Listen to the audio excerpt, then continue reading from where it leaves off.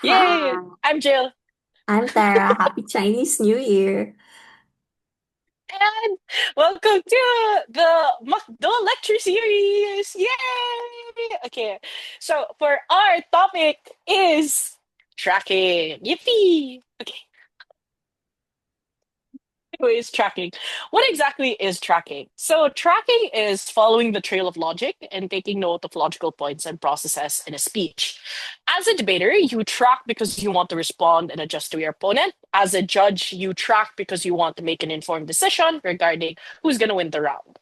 Ultimately, tracking is a replication and reflection of your thought process. Generally, a lot of people look at it as note taking. I mean, it is taking note and it is note taking, but it's important to note that it reflects a lot of the way that you're looking at debates. Because as you're tracking things, you are making an assessment of the interaction of contributions and exchanges between debaters. You also make initial calls between exchanges. So, between speakers, between teams, you try to consider who exactly is winning the round. It's important to note this isn't your final call. It's always going to be subject to change. But generally, as you track things, you're actively questioning why you think certain speakers or teams are winning over the other as the debate evolves. Whether you're a judge or a debater, tracking is essentially your lifeline because without tracking the debate, you will not be able to speak properly, or at the very least, you will not be able to respond and be as engaging with your opponents. Slay. Thank you, Jill. Okay, so now what we're gonna do is we're gonna go over how me and Jill conceive of tracking. It's not an end all be all, but this is personally how we think about the debate, and it might help you, think about the debate. Okay, let's talk about the tracking mindset. Next slide, please. Okay, before we start, I'm gonna ask you a question, and then you're gonna respond to yourself like Dora, right? So gonna ask you what's happening in your brain when, for example, you're judging around and PM comes up and says, I'm going to prove three things, and then 7 minutes later they say, and that is why we uplift the Philippine economy and why OP is burdened to defend the world where our fellow Filipinos are exploited. I'm gonna give you 5 seconds to think about it. Okay, great. Jill, what do you think about it? They only concluded two things, so I'm not sure if they actually proved three things. Jill is very right, as in most things. Okay, next slide, please. Right. So probably, as someone tracking the debate, you might think is whether or not did they really prove three things? Maybe they only proved two things, or are these things that they're proving even important to prove with respect to the motion? Next, please. When they say things like, and that is why we uplift the Philippine economy, did they really give sufficient evidence, a clear, logical, economic analysis as to why they uplifted the Philippine economy? Is uplifting the Philippine economy even an important impact in this round? And was it sufficiently proven to be exclusive such that you can credit it to government? And the last slide, next slide, please. And then when they say why opposition is burdened to do something, you have to question and push back as if that is really ops burden. And even if it's not really ops burden, did government give sufficient evidence that maybe it should be? So actually, tracking is a very active process of understanding what are the gaps just for something, just when someone or a debater says something. But the next logical question is, next slide, please. How do you even come up with these kinds of questions? And what we're going to do is we're going to give you a scaffolding on how you can conceive of debates and how you can come up with these questions on the fly as a judge. Next slide, please. Okay, so tracking is not being able to just to write the speeches out verbatim. It is not just being able to, summarize, although that's a very great skill. That's part of the skill, or just having a vibe that something is unpersuasive. Tracking is being able to understand why you are getting that vibe. That is, you're able to point out which parts of their speech or within the logical progression of their speech is missing, what needs to be improved, what they ought to do or what their opponents ought to do in order to win the round. Next slide, please. All right, so I'm gonna give you guys like a flow of how I personally approach tracking when I'm judging. So before the round, instead of WWJD, you do WWDD. what would a debater do, right? So, personally, what I do is during when the debaters are there, prepping, walking to the rooms, etc. I also prep. I just spend 5 minutes to think about what is this motion about, what are the burdens of the motion, what is each team required to do, what are the issues, what are the deadlocks. Maybe this is a debate about. I don't know, about, let's say, in the international relations debate, and I can foresee, let's say, an international relations debate about Russia. And I can foresee that these teams are probably going to argue about how Russia is going to act a certain way or react to a certain action. And the deadlock would probably be there for the extent to which they're able to characterize the actions of Russia based on historical analysis. So that is probably something that's going to come up in the debate. And you have to know and be ready to be able to adjudicate those kinds of issues that might come up. However, it is very important that you never impose your view of what the debate ought to be in the room. I mean, just because, let's say, it's an econ motion and you're an econ major and you're judging and you come in and they kind of like, not do very well at discussing the econ analysis or they just straight up lie, you don't impose what you know on them, but rather impose what an average reasonable observer might do and how they react to each other in the round. Instead, use these as guiding questions or scaffolding by which to understand the debate easier or faster. Next slide, please. Okay, so for every debate speech, there are four things going on at any given moment. Actually, five. So the first thing is what they are saying, and that from that there are four things going on. And I'm going to talk about those. Next slide, please. Okay, so let's say you have government whip saying like, "I will respond to three major claims and prove that blah blah blah." Then they go on to rebuttals, etc. etc. For every debate speech, there are four things going on. So the first thing is you have to ask yourself, what is the speaker intending to prove? What are they trying to do? If a government is giving a complex argument, think about what are they trying to achieve with this complex argument. The first thing that you should always know when someone is speaking is understand you should be able to answer what their goal is. Because if you don't know what they're trying to do, you're kind of cooked. So you should listen harder. Okay. So the second thing is you have to think about what is the speaker actually able to prove. So, okay, so you understand what they're trying to do. Now you have to be able to assess the extent to which they're able to do it. Because an argument, an impact is not a yes or no. Let's say their argument is about solving global poverty. Okay. So maybe they're not able to solve 100% of global poverty because maybe let's say their mechanisms it's not persuasive. There's something in their mechanisms that's wrong, but maybe they're able to do 50%, 30%, and that's still valuable. And that's still creditable. So you should be able to understand, be able to disentangle what is the intent and what they say they're doing versus what they're actually able to do and the extent to which they're able to do that. Okay, so that's the second level. The third level is meta or strategies or issues or however you want to think about it. But basically, what I'm asking you is to be able to understand for every given word in the debate motion, for every speech, so understand how it holds up to the issues that everyone agrees is important and to the poetically to the tapestry of the debate. Because I personally I see a debate as an essay that writes itself in real time. And every essay and for every debate room is different. And for every debater, there's something that is important to each room for each motion. What might be important in one room might not be what's important in another room. It is based on what is agreed. So based on the frame that is agreed on by everyone in the room, and you should be able to understand how each argument fits into that frame. So maybe let's say you're judging a BP round and your closing government gives like a really random extension. And you might ask how exactly are you able to track and adjudicate on that extension? There's probably a certain value that in that round that everyone agrees on, and you are able to insert a credit that extension by thinking about how does that extension fit into the umbrella of values that the debate is happening right now. You should be able to understand what's happening in that regard and to be able to fit in those arguments or responses within the pre-existing meta. And lastly is the burden, which is what exactly should the speaker be proving? So are the goals and the extent to which they were fulfilled important to the requirements of the motion? If this is a motion about this house as this house, as the Philippine government would do X. You should be able to you should be able to understand that this is a debate about the interests of the Philippine government, what the Philippine government is likely to do, what are the other stakeholders likely to do. You should understand how the argument fits into those claims and fits into their responsibility with respect to the emotion. Yeah. Okay, next slide, please.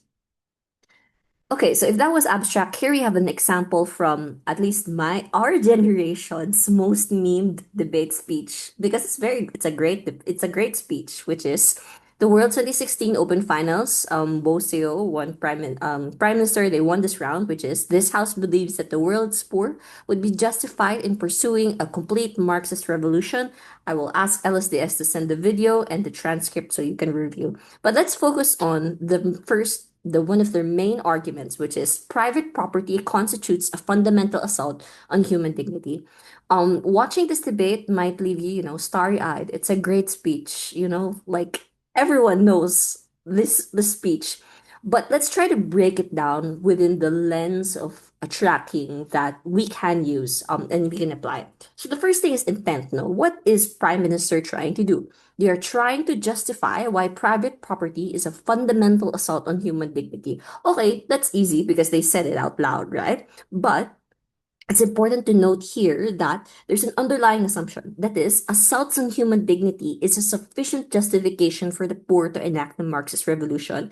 This House believes that debate. There is a word there that says justified, which means that this speech should have some element of talking about what does it mean to be justified in doing something.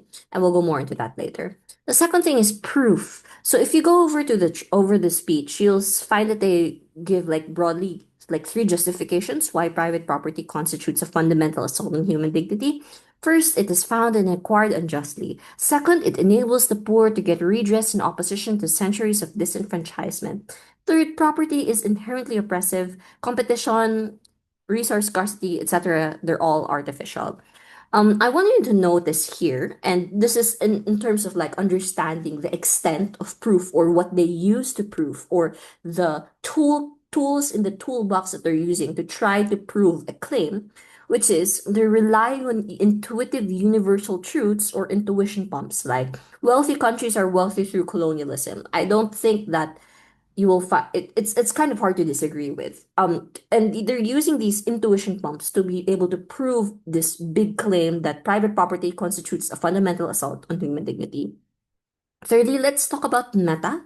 And instead of thinking about how the speech fits into the pre-existing tapestry of the round, and since this is a PM speech, I mean, and they don't really respond. There's no prior speech, right? You ask, how exactly does it create that tapestry? How does it shape that debate? So I personally view this as trying to establish two things. The first thing is that what the Prime Minister is doing is they're establishing multiple sub-definitions of justice, which is a little bit hard to respond to. So if you take a look at the speech, right, they're one of their burdens, and this is bleeding into the next part, which is what like the burden part is the motion is implicitly asking to think about what does it mean to be justified? What does it mean to be justified in pursuing a complete Marxist revolution? And what the PM speech is trying to do is establish multiple sub-definitions of what might be justice. That is, justice is reparations, redress to centuries of disenfranchisement. Justice is something that is acquired justly, and injustice is something that was acquired unjustly, like colonialism, like theft, like plunder. Injustice is an action based on morally insignificant or arbitrary factors like competition and resource luck. Now, if you go over this speech, you don't really get a explicit, okay, this is what justice means, but rather the intention of each argument, and this is what you should be able to identify and track, is building a definition of what justice might be and asking and burden pushing opposition to be able to respond to each of these sub definitions. So there's an explicit burden push towards the latter part of the speeches. They say, what we need from an opposition is a comprehensive account of property, why it's just, why it's innocent, as it has continually done throughout history, assault human dignity. So what they're trying to do here is they're demanding that opposition respond to their different sub definitions of justice. That's that goes also as well into the implicit burden, is asking them to respond and to able to prove why on their world they able to address all of those like different things. That is, injustice is reparations, injustice is something that's acquired unjustly, based on history, injustice is something that's arise out of something that's morally insignificant or arbitrary, etc. Okay, so that was kind of like a speed run, but I hope you understand that what we're trying to do is we're trying to figure out what are the intentions and what is the small thing, the big things rather, that are going on in each speech that's leading towards the conclusion and helping shape how the rest of the round might respond. Okay, next slide, please.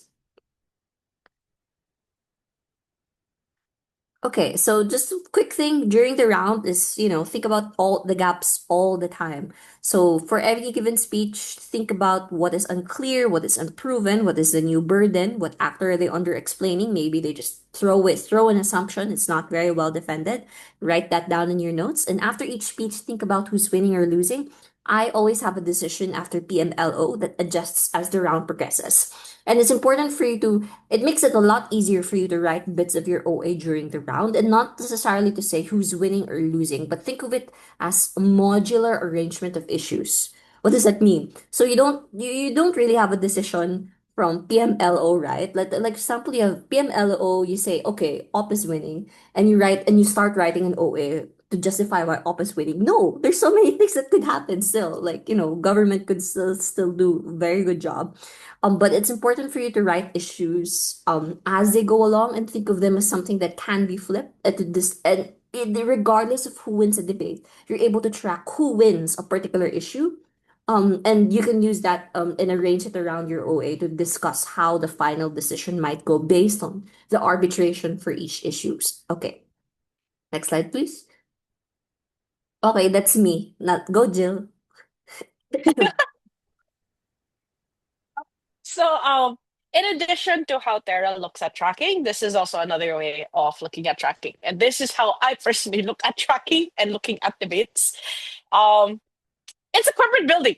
That's essentially how I look at debates. Debate is a corporate building that has a ground floor, a basement, and a top floor. Um, that's it. Thank you for my TED talk. Kidding. In all seriousness though. So there are three floors in a debate. There are three levels. You have the surface level debate. The second floor is, or the basement is the implication, the subtext, the underlying assumptions and foundation of, or foundational premises and required for the surface level debate to operate. And then you have the top floor, which essentially is the meta or the rules of the debating, or generally the bigger picture of things. Uh, but let's actually break it down. So, the levels of debating. Let's first talk about the surface level debate or the ground floor. This is generally where you find your arguments, responses, and whatever debaters say at face value.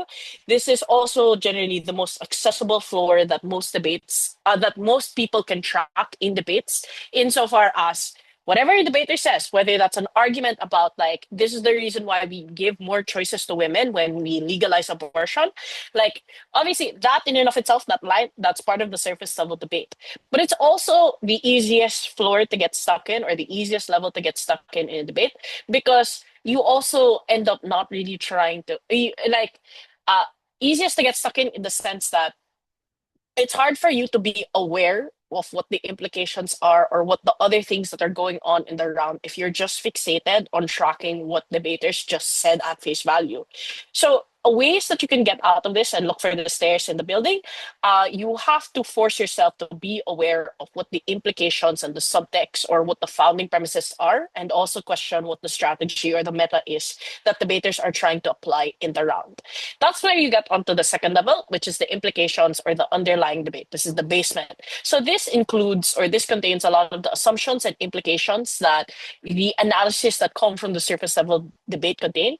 This requires more in reading to the cases and into the interactions of teams. Depending what you credit in the underlying debate can result into stepping into debate. So you have to be careful. More on that later. But essentially, it's important to note that debaters don't always realize that there are implications to the things that they say. Being able to bridge what is implied to what was actually said requires active reconciliation of thoughts, ideas, and intentions. I think to preface, relate back to what Tara said. So Tara talked about the difference between what debaters intended to prove, what they actually do end up proving. When you're looking at the implications or looking at the subtext of debate, you are also trying to look on to the intentions in the sense that what were debaters trying to imply? What were they intending to prove in the first place? What did they actually prove? And in the process of them actually proving those things, what else did they imply? What else were the things that can be reasonably inferred or deducted based on what they said or based on what they intended to say in the first place? More on that later. But the third level then is on the meta debate on the top floor. The reason why I put meta debate on the top floor is because like most CEOs stay in the top floor and they generally oversee everything on the company. That's essentially the same thing as looking at the debate. Looking at to the top floor of the debate, the bigger picture, the meta, the most effective tactics or strategies available. Um, this usually contains the motion burdens, debate burdens, values, goals, interests of debate, and themes. Also includes metrics of reasonability and feasibility, and just generally discussion about rules of debating. Debaters will try to set up frames, goals, and burdens in debate, whether done so explicitly or implicitly. Regardless, the top floor sees it all.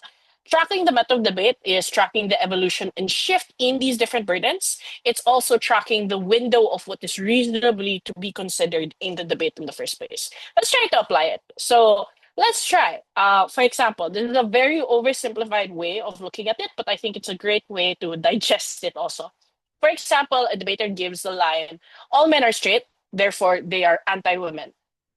There are some questions that you want to ask yourself as a judge or as a person that is tracking this line, right? If you ask yourself, really, all men are straight?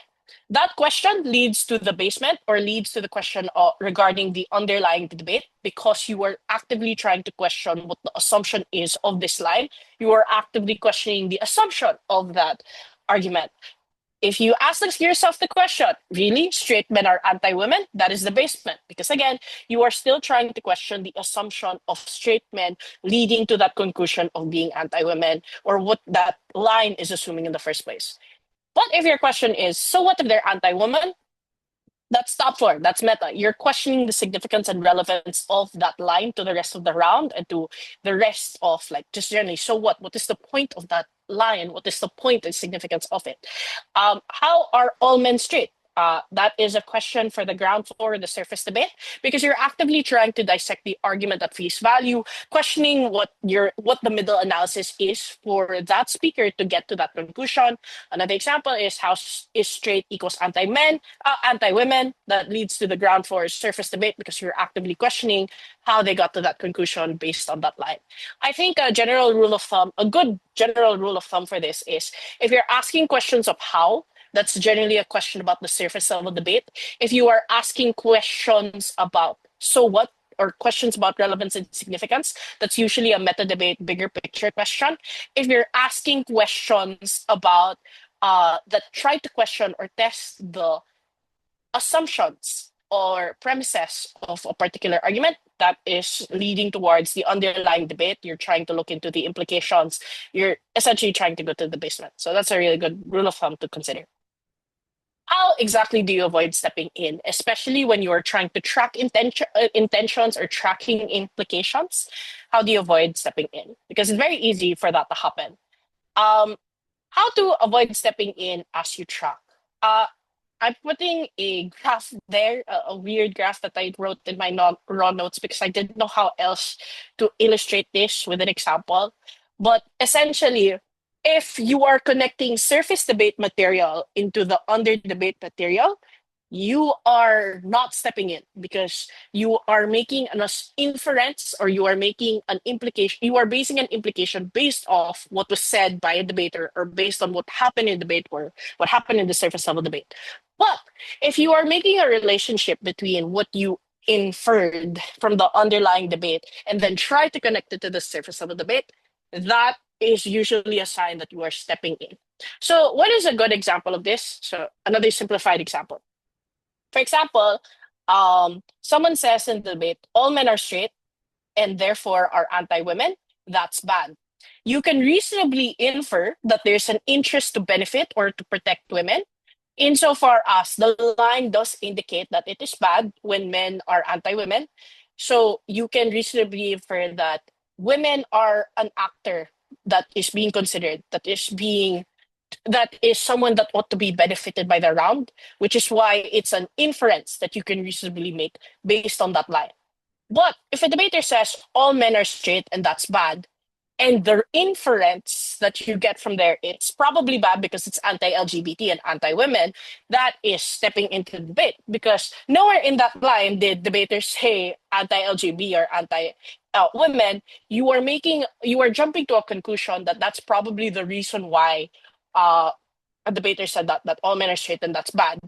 So that is you connecting the under debate or the underlying debate to the surface debate, which is where you end up stepping in. So again, if you are connecting a surface level debate material towards an inference, that is most likely not stepping in. If you are suddenly trying to reach and jump hoops in terms of explaining why a deduction that you made or an inference that you made is related to a surface level debate item or contribution, that is probably stepping in. Another example. So, for example, the line is from a debater: esports get their equipment from tech companies. It is reasonable for you to infer that there is a relationship between esports and tech companies based on that one line from a debater. What is not reasonable for you to infer, and that would be considered stepping in is if you infer that tech companies will fail if esports fail. While the line from the debater, the esports get their equipment from tech companies, allows you to infer a relationship between esports and tech companies, the degree of the relationship cannot be inferred without building a causation analysis. If you have to build an analysis for you to be able to credit the implication, that is probably not something that is implied. That is something that you are probably stepping in and projecting towards what is being said by a debater. But what if the inference that you get is esports will fail if tech companies fail? This is a little bit slippery, but it's an easy trap of a step in. So it's reasonable for you to believe to some degree that insofar as esports need equipment and their supply of their equipment is gone, being the tech companies, then they will both fail like dominoes. So, but the degree to which you credit this implication is just as limited. To what extent are esports so reliant or dependent on tech companies? If the opponents of the speaker discuss that there are other alternative providers of equipment or question the degree of reasonability on the relationship of tech companies and esports, you as a judge or you as a person that is tracking the round have to make space for that when you're considering your verdict or considering the teams and exchanges. Remember, the implication you credit should not require you to build it. When you infer or credit an implication, it must be something that can be reasonably gained from the surface level debate. Like for you to fully believe and credit the implication that esports will fail if tech companies fail still requires a causation analysis to be built. The existence of a relationship is not enough. At best, you can reasonably infer that there is some extent of reliance that esports have on for tech companies or on tech companies, but that doesn't necessarily prove the causation needed to prove the conclusion that when esports fail, tech fails. Okay, when exactly do you step in when judging? So this is controversial, but sometimes it is necessary. I think it's important to note that the worse a round is, or the worse that debate is in quality, the more room there is to step in. This is because bad quality rounds generally have less surface material and contributions to credit. And ultimately, if you don't have much material to credit, obviously as a judge, it's just harder for you to judge things, right? So another way to look at it, and another thing that you can credit is what exactly is implied in the round. A question that is often asked to me when I say this to people: why credit what was implied versus what happened in the meta or the top floor of debate? I think it's important to note that implications are the closest and most proximate material provided by teams. Looking directly into the bigger picture of debate may not always be representative of what happened at the surface of debate. So, for example, the motion is this house forgets the rise of the chosen one narrative in popular culture. Given the way that the motion is worded, the motion burden is to discuss why specifically the rise of the chosen one narrative is regrettable. But if in that round, the debate ended up or evolving itself to just merely discussing why the chosen one narrative as itself is bad as a whole. Imposing that teams must answer this burden or enforcing the expectation of talking about the rise has the tendency to sound like a checklist judge or a judge who only judges or credits teams based on expectations, based on the debate that they expected. Yes, the motion is worded that they have to debate the rise, but if everyone in the round did not debate the rise, then obviously, as you as a judge, you cannot enforce this expectation or at least enforce a debate that did not happen. You have to adjust to what actually happened in debate. In this case, everyone else in the round ended up debating a debate about why the chosen one narrative was just bad as a whole. So in tracking, you have to be cognizant of which parts of the case did teams actually prove, what they intended to prove, and what they implied. Very similar to what Tara noted. Knowing what you act when you are or when you have to step in makes it easier for you to distinguish what you actually tracked and what you had to jump hoops for to credit the material to such a degree. So how exactly then do we tie this into tracking the top floor, the meta of debate? I have no direct explanation for this, but I do have a great example in how this plays out. So example incoming, yippee. LIB Finals 2023. The motion was this house prefers a world where personality is genetically engineered. So in the deputy exchange, we have Papat, who is DPM. Papat says that OO cannot say that being a slave is bad in our world because the slave in question has been engineered to not even understand that they are a slave and assign a negative moral value to such an experience. This is ultimately an insider looking in experience when it comes in terms of the motion. As a judge or as a debater, generally the way that you track this is um, Papat, with that line, essentially dilutes the urgency of the harm of slavery insofar as the victim or the vulnerable actor wouldn't be aware of the experience of suffering, shifting the burden of catering to the quote unquote vulnerable actor to be less important in the assessment of debate. So if you note it there, Papat essentially changes the motion burden or changes not necessarily the motion burden, but mostly about the priorities of what this round ought to be. It shouldn't be focusing on this actor or shouldn't be focusing on the vulnerable actor given that they're not even cognizant of the fact that they're feeling suffering or experiencing forms of suffering because they were engineered to not feel or be cognizant of that matter anyways. However, in response, DLO, Riva, says that this house prefers a world debate. Even if the victim is an insider looking in, this does not change the fact that the neutral observer is an outsider who is deciding what world to prefer. Given that response, that shifts the debate again, in the sense that Riva revives the significance of catering to the vulnerable actor or to the victim, insofar as they establish that the neutral observer of the debate would consider the harms when determining what world to prefer. And if you note this is like an interaction of essentially what exactly is this house prefers a world debate. So yes, you have the person that gets genetically engineered, to which Papat says they aren't cognizant of the suffering they experience because we take out their ability to be cognizant because we engineer them that way.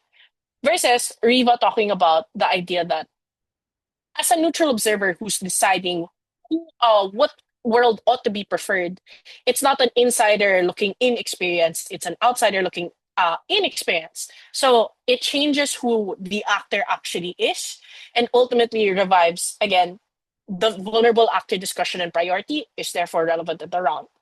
So tracking the top floor essentially means that you ought to oversee everything, the implications, the surface of the debate, and how that relates to the motion burdens, priorities, and interests around, whether explicitly or implicitly noted. This specific finals just happened to be just more explicitly implicit in demonstrating that shift in priorities. I highly suggest that you watch it. I will also ask LSDS to link it in the description because it's a very good round to track. It's really nice. Yeah, some tracking notes, and this is essentially where me and Tara do a show and tell of how we track rounds. Allah. Okay, sorry. Go, Hala. Jill. How about you go first, Um, Jill? Bakit ako? Okay, hold on. Let me screen share again. I'm gonna show you two types of notes. One is my AP and my BP judging notes. So this is my BP Wow. notes. This is from a recent this is from a recent tournament. This is from DDO 3036 round 2. So this is an in-person tournament. The reason why I have to note that it's an in-person tournament, because if you look at it, um my OA notes, which you'll see at the left side here, where my cursor is, I think you can see it. Um, I don't actually write my OA notes in person. That's because I can just give an OA at the spot. It's very different online, in person. So, anyways, the way that's not the focus. The focus is the tracking. So when I track things, I'm not a transcriber. I don't write everything word per word. If you notice, there's a lot of like arrows. So I write a keyword and then seeing the arrows of like where the logic is progressing. Um, Anything that is in bold. So if you see there's like or like fair to a degree, or other comments, that's usually my inner thoughts in how I'm looking at the way that debaters are noting in the round. So for example, this one, this then what's the difference with status quo? It's a different extent. That's my question, and just gut checking the extent to which debaters are able to prove the mutual exclusivity of their claim. Uh, this one is a comment regarding the question, or regarding a question about the meta, particularly why exactly is that relevant? Why is that bad? Like it, I get that it's important for them to learn about sacrifice and loss, but why is that important in the first place? And it just goes on and on, just tracking the rest. Yeah, that's for my BP notes. For my 3v3 judge notes, this was from Slide Up Round 3 from 2024. If you notice here, it follows the same general flow of I still uh just write down my notes. The highlights are just things that I considered my OA. If I didn't highlight it, it wasn't important enough for me to consider it in my OA. But yeah. And then I also, of course, I also still track reply. I know there are people, there are judges in this world that don't write anything in their reply speeches, but replies are important, at least in my eyes, which is why I still write notes about it. But yeah, as these things go on, I'm already making a decision. Um, in the sense that I'm making a decision between different exchanges. So if you note it here, well, it's not clear here, but sometimes in the middle of the round, I would go like gov in the first speaker exchange, and then suddenly up, or then you know, before I used to have a paper that I would like encircle who were the speakers that I think was winning per exchanges, and then now I just think about it in my head. So yeah, that's how my tracking notes kind of look like. It's pretty straightforward. I'm gonna stop my screen sharing. Okay, Thank good, you, Tara. Jill. Thank you, Jill. Wow. Okay, while I'm screen sharing, fun fact, I learned how to judge from Jill. And so my judge notes also look like Jill's notes. So there's not much diversity. But I think before, like a preface to this is you should track the way your mind thinks to make it easy for you. Like I know someone who tracks with Excel, which is so insane, right? But you can also track with Excel, you can track on paper. So figure out how your mind works and cater to that. Okay, with that being said, so this is how I do it. It looks a lot like Jill's. So for example, this is from PIDC, the round 5. This house forgets the digitalization of labor. There's not much to see, honestly. So what I do is I type the argument and then which is probably what you'd expect. But I also have little notes about what I feel about what they're trying to do. So, oh, un- unweighed argument. Why is this important? Does this relate to labor, etc., etc.? And then while that is going on, I have here a discussion of issues. So these issues occurred even before I made the decision. So for example, I identified that work-life balance is probably something I want to talk about. So I add it here and then I just change this and then I change a little bit of this depending on who's winning. And so job creation, destruction, and accessibility. So it's not really revolutionary. I think another good example here would be like from the NDC 2024 judge test for this motion. So what I do is okay, summary here, and then I have like, notes about what's happening. I underline like what might be important, especially for when debaters explicitize the implicit. That's wonderful. If they're talking about how it fits into the round. And then I also have a discussion like general notes on the OA, like for example main problem, the main things that are not being answered, and then I on the side sometimes I write about like what are the questions not being answered, what might be who's winning in each clash. This is BP, so it looks like this. And then a discussion of like tipping points and other things. So there's like a framework, but it's not really one format. It really depends on how you think and how the round is going on. Yun. So unfortunately, I cannot show BP because I do paper in BP, but it's pretty much like something similar to this as well. So yeah, I think that's all. Do you want to add anything, Jill? Um, Um, I just want to note. So Tara is correct. I think it's important to note that the things that we're saying, they're not like general rules for tracking because ultimately tracking is a reflection of how you're looking at debates. And we all look at debates and we look at the world very differently. So as much as possible, you structure your notes, you structure the way you track things based on however you look at it. But what we do provide in this tracking lecture is mostly other alternative perspectives in how you can look at tracking. And hopefully that will help you uh, keep those things in mind when you're tracking the next speech or tracking the next round that you have to track. So yeah, Yay. that's Okay, essentially that's our tracking all. lecture. Yay! Thank Thank you. you. Good luck. Bye Thank bye. you. Bye.